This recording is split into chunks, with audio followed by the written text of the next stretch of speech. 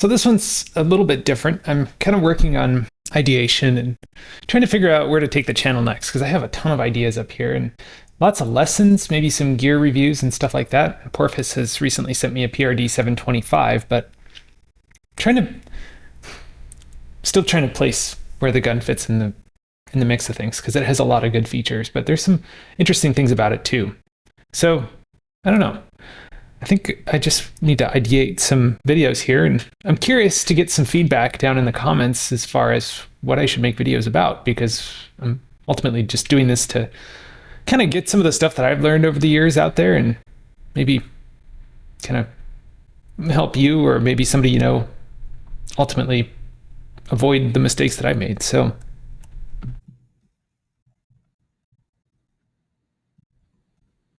let's just start a new Google Doc here, and I'm just going to call this video ideas.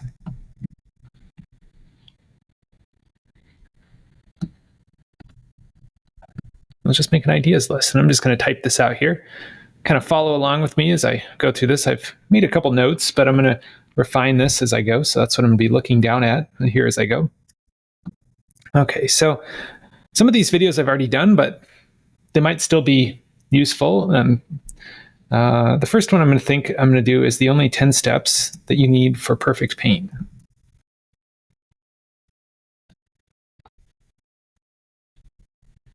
And this is a 2013 BRZ that I just finished repainting using kind of some interesting paint guns. I sealed it with a knockoff DeVilbiss DV1 first. That didn't really go as planned.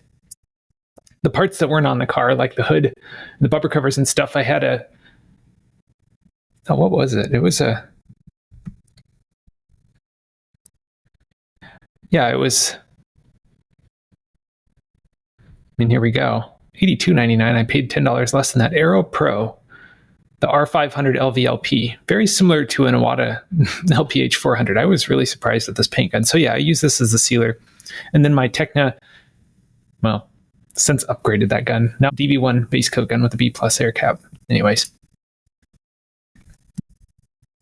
And then I finally finished clearing it. A combination of two guns, Tekna Pro Light T110, and then the Porpoise PRD 817. So anyways, that's pretty much, I took this car from a cheap marketplace find to a pretty viable car. Anyways, next one, every sanding step explained in 9 minutes.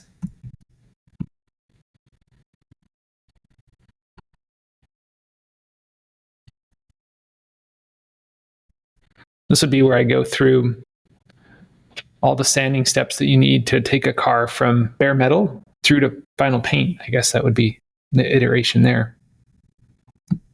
If I started painting in 2026, I'd do this.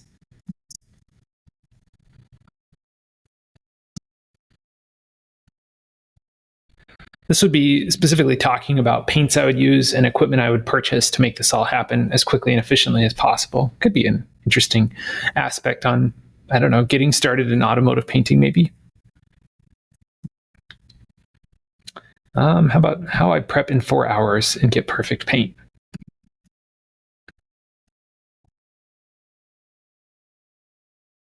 I think this one will boil down to workflow organization and how I set up my space and how I set up my process so I don't end up redoing steps and having to go back on stuff that I've already done.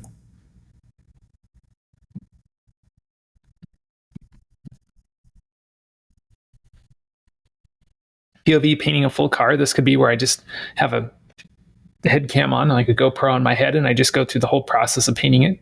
Kind of like every step. That would be a pretty long video, though. That would be hours long, so I don't know if that would be that good of a video. How about I painted for 20 years? This is what I learned.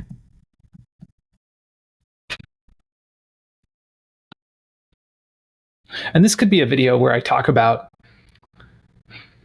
maybe different lessons that I've learned with what to use and what not to use, or equipment, or maybe it should be equipment that I've purchased and sold, or it could even be business advice, how to make money in automotive painting. I don't really know where to take that one, but that's an interesting idea.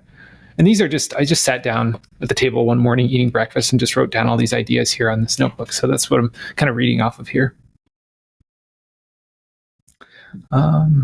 This is boring, but you'll get perfect paint.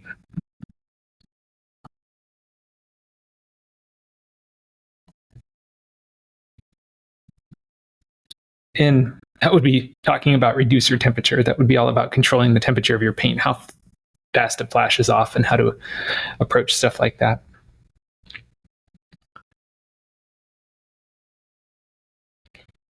And now, leaning more, hearkening into the business advice things, one idea I had was how to get so busy you question the meaning of making money. Now, that could be like your shop gets so busy that you have like a 2-year waiting list and you question the meaning of giving discounts or dealing with customers that don't want to pay you. How do you find clients? And essentially, how do you grow your business to have a waiting list that long? Very niche market, but you kind of got to go where the money is. So maybe, yeah, how to get so busy you question the meaning of making money. Another one is Porpoise PRD 725 versus Black Widow. The Harbor Freight Black Widow HTE. I don't know. That would be an interesting one. And I think that's a pretty viable video. I would be interested in watching it. And most of these, I'm thinking about myself just getting started or maybe at this for a while. Would I be interested in clicking on this and watching it? That's kind of what I'm going after here. 10-minute video. What about watch these 10 minutes if you want perfect paint in 2026?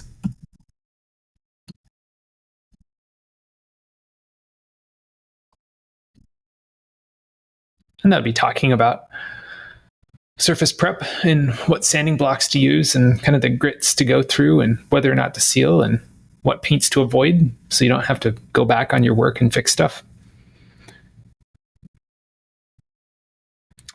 Another one. Do this to make $10,000 as a painter.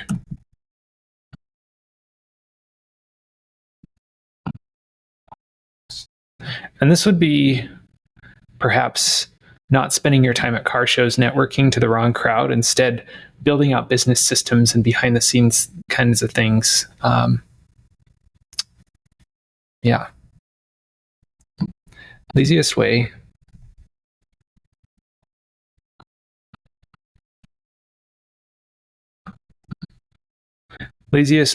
to get perfect paint for beginners, maybe like in the thumbnail, maybe you'd have like a perfectly painted car and then like a price like $2,500. Just an idea. I don't know. A shock and awe, right? Click. There's no way you can do that for $2,500. Another one. This would be more business advice. And I'm not really sure if I should take the channel down the business road because I've been fairly successful at it.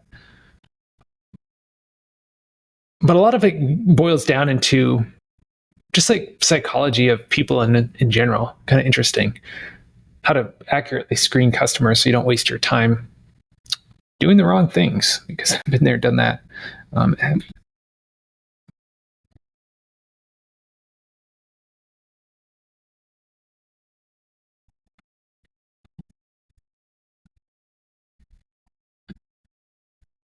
Could be interesting. How about best and worst paint to use in 2026 for beginners?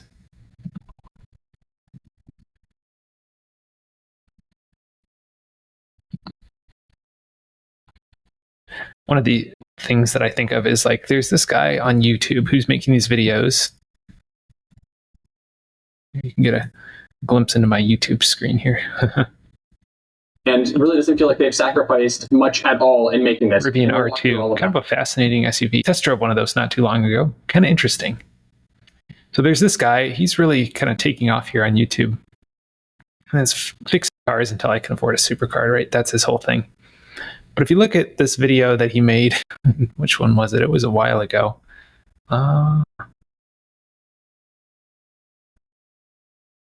it was this one. Yeah, painting.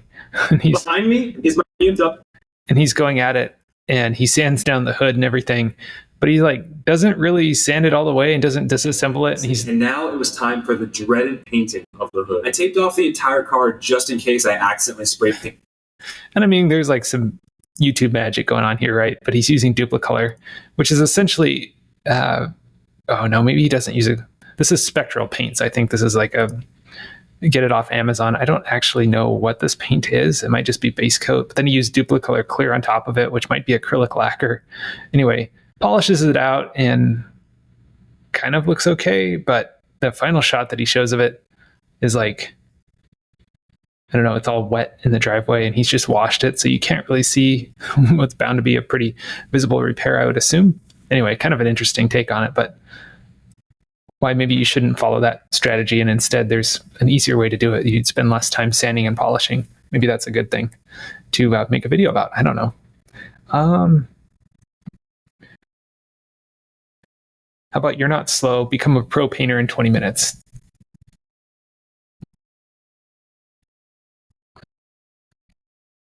I think the lesson there would just be a mindset shift. You really have to sweat the small stuff in this game, and that's really what makes a good paint job.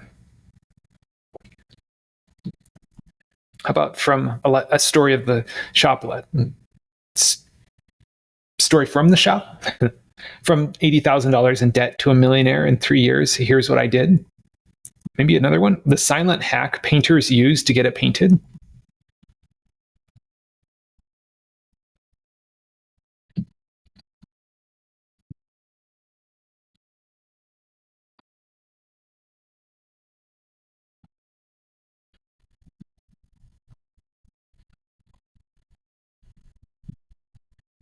About I blew up an auto body business as fast as I could. A lot of it boils down to marketing, and it works. About 20 years of paint knowledge in 20 minutes.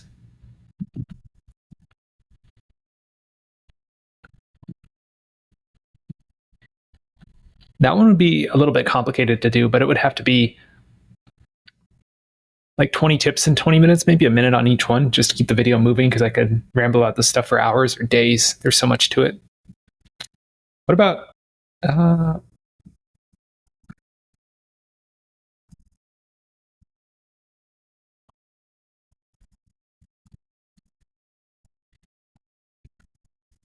I started a body shop from scratch to prove it's not luck? That's another good one.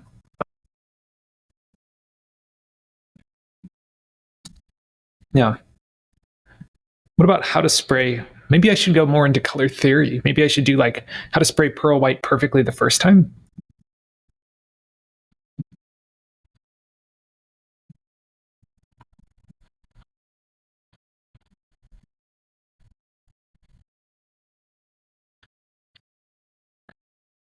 Yeah.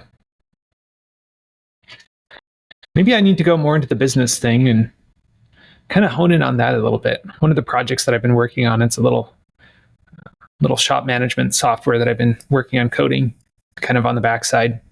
And this is kind of the system that ultimately I'm going to implement, but something that I wish that I would have had years ago, because I started with QuickBooks and invoicing and that, and trying to job cost track and do everything is an absolute nightmare on that. But a lot of systems, they're good on the back end side of things. So you can write estimates, and we've used ShopBoss for years, but they kind of fall short on the customer side of things. And think about when you buy something off Amazon or through like Shopify or something like that, you instantly get that satisfaction of like, you can track where the order's at. And I'm thinking about that. It's like, why can't you track where your car is at? Sure, there's some systems that internally are great, like what, I don't know, Discount Tire, America's Tire uses, or some other automotive systems. If you buy wholesale, like Turn 14 and Summit Racing and stuff, they're decent, but that's more on the retail side of things, not on the service side of things. So this is just like a general kind of software for repair shops, restoration shops, custom shops. It's not necessarily doing collision repair to that extent yet, because I think a lot of the market, in especially MSOs and DRPs, is locked up. And you've got what, Autotech, CCC1, Mitchell. Those are like kind of, if you're in with insurance companies, that's what kind of you got to use. But here's just some just basic, like obviously this is not accurate, right? Frame off restoration. You're not just going to have one line item. This is going to be hundreds of line items, but I just bulk that in here because what I'm about to show you is kind of cool. If you click print PDF, that'll generate this all out in a nice layout. This is something that I put together and thought a lot about what should be on this and make it look nice, elegant and kind of rounded corners, similar to what like Mac OS has on it. And this is the coolest part. So this approval link, I've made a customer facing side. So when you send this over to the customer, it would populate their vehicle in here, so the pictures of it. And then you choose what to approve. So you can see exactly what's on here, and you can kind of go through it. And then, you have like common questions and stuff like this. And once you so let's go through this flow real quick. So if you click approve and sign, it gives you your terms you have to agree to. You have to type in your name. And then we just do that, confirm approval, right? So it submits it, it kicks it back to the shop. And then you get this little thing at the top. It's track your repair. And this is kind of still a process, but it gives you detailed status. So as the shop side of things works through this, so you come back here, and now it's going to show that this has been approved. Yeah, so approved here. And then you can elevate each one of these as you go through, add in notes and kind of where it's at. You can work through it, add a status and everything in here. So yeah, anyways. That's kind of rambling though. Maybe I should go more into that side of things. Maybe you are looking to build an auto body business of yourself. Maybe just some way to keep parts. Oh, and this is also really cool too, because there's a whole parts database that you can add in here. And yeah, just a lot of stuff. Even if you're running a shop, this gives you like shop analytics and numbers and stuff like this, and lead acquisition as far as clicks on your website. And that's a whole nother side of things, but it'll give you some pretty good reporting on your margins and stuff like that, especially if you dive into this and you go into an estimate. And it's going to show you like gross profit and stuff like that. So at the bottom, you'll get that all broken out. You can add in discounts and shop supplies and hazmat fees and all sorts of other stuff. But yeah, it's going to give you your profit and margin and everything per deal. And there's also a lot of settings in here too. So we can go in here and we can set price matrices and everything like that. Terms and all of this sort of stuff. So yeah, just kind of interesting. This is, of course, a fake shop that I've made up here. I figured, might as well call it that. So yeah, that's kind of something, I don't know. Maybe I'll make a video about that and how to run an auto body. This has kind of turned into a bit of a rambling video, but here's a list of ideas I'm thinking of making videos. I'm very curious what you guys think. What do you want to see? What's meaningful? What's helpful? And what are you kind of stuck up on as you're working through automotive painting? Anyways, I know this is a video that's very rambling. It's probably not going to get but like a couple dozen views on it. So I figured I'd throw it up there anyways. It's a Friday night, working through some ideas here. And yeah, thanks so much for watching this rambling one. Next one's going to be great. I'll see you in the next one.